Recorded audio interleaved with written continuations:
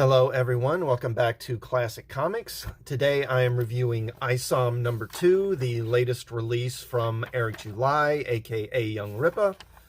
I did enjoy the first issue of Isom. I reviewed that last year. I'll go ahead and put a link to that up in the corner here so you can check that out if you like.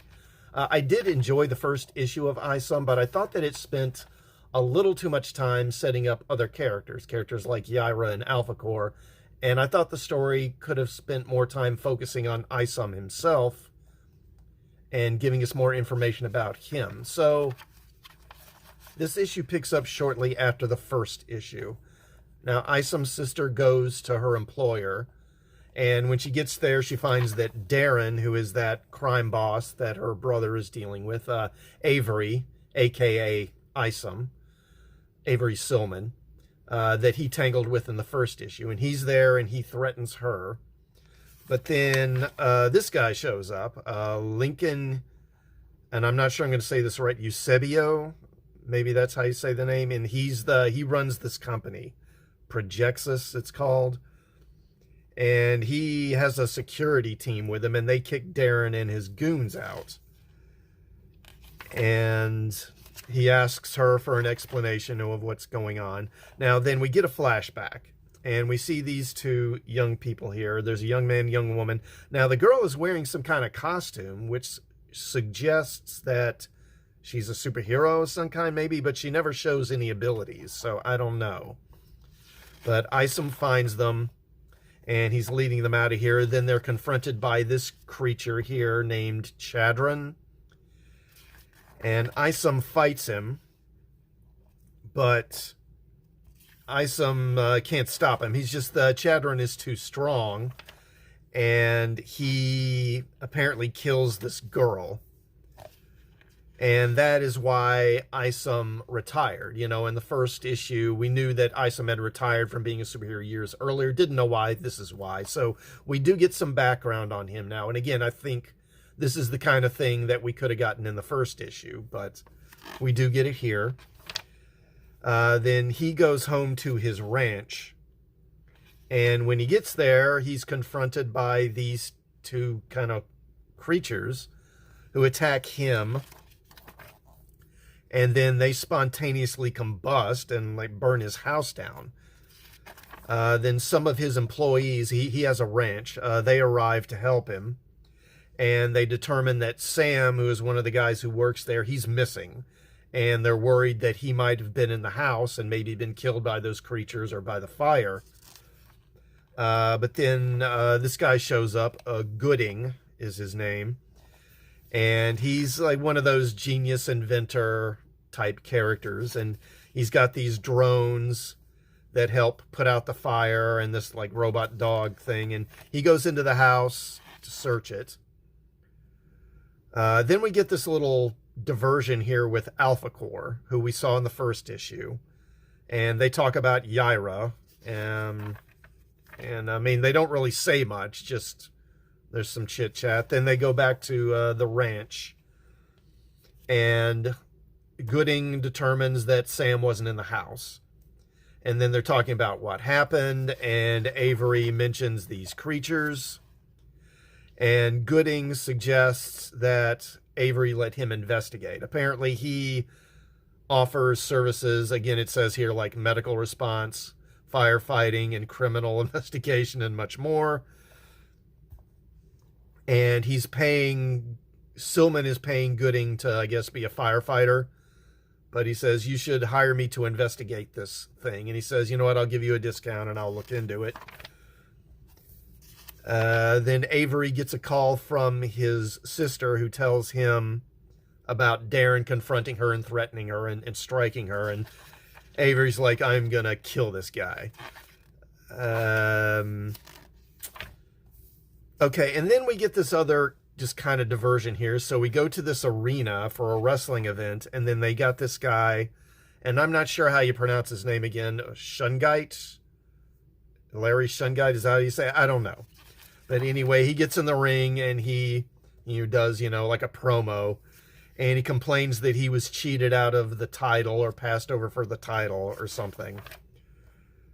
Okay, I mean, what has this got to do with anything?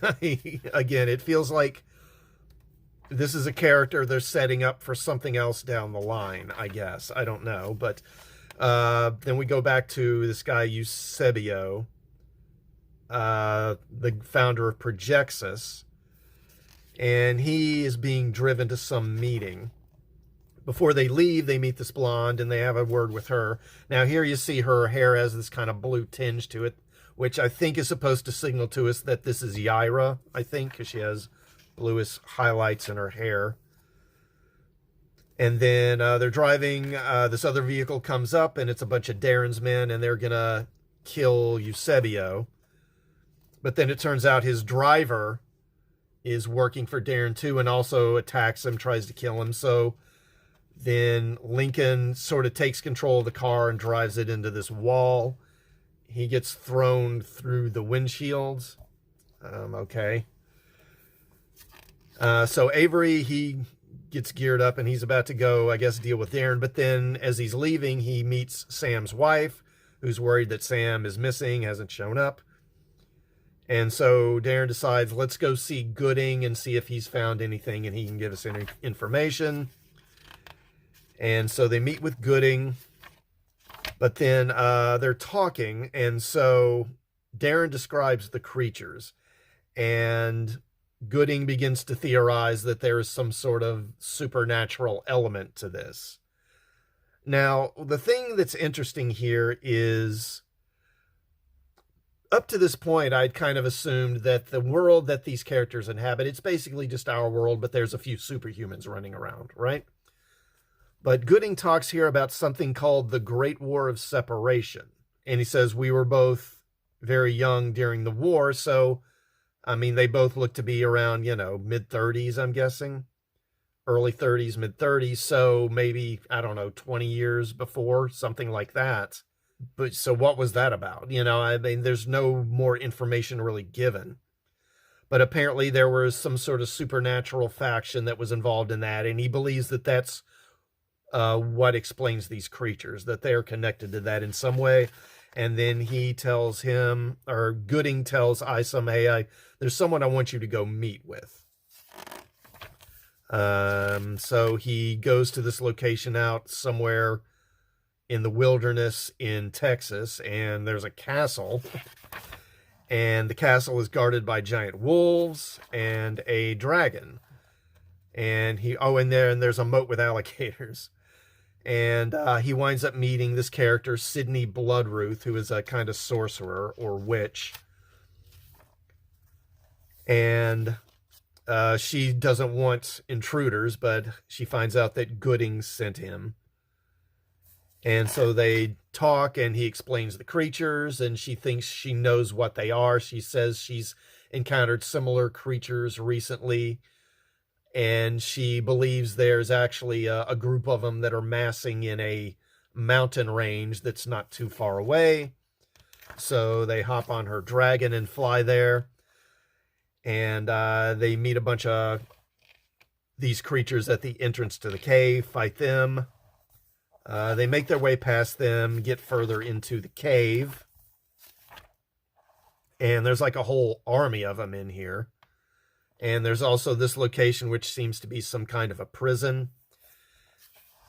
And Isom tells Sydney to go check that out while he keeps the creatures busy.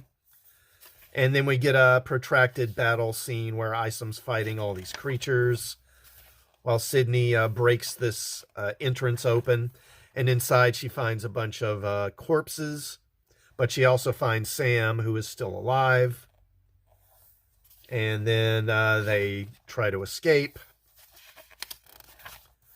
Eventually, they fight their way out and leave. And in the aftermath, we meet this other creature who I guess is kind of a leader, or maybe is controlling these other creatures. And it just ends there. So I found Isom number 2 to be similar to Isom number 1 in that it delivers a fairly solid story. But again, it feels like there's too much time being spent setting up other characters, other books. There's these diversions with Alpha Core and Yaira, that wrestler character. It just makes the narrative feel a bit muddled, kind of scattered.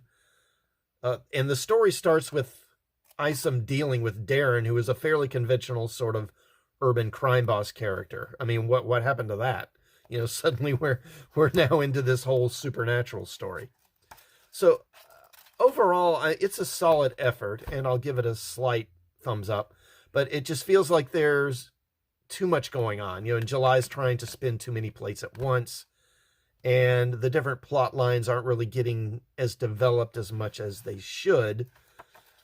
Now, it says the next issue of Isom will conclude the first arc, so hopefully Eric July, he'll be able to resolve all this in a way that feels satisfying.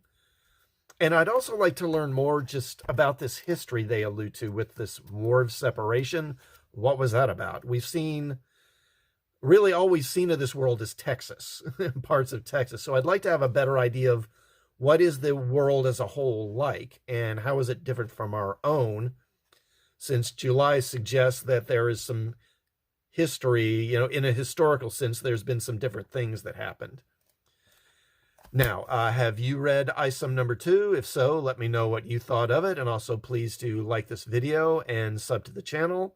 And before you leave, also do check out some of my other videos, and I will see you all next time. Thanks for watching.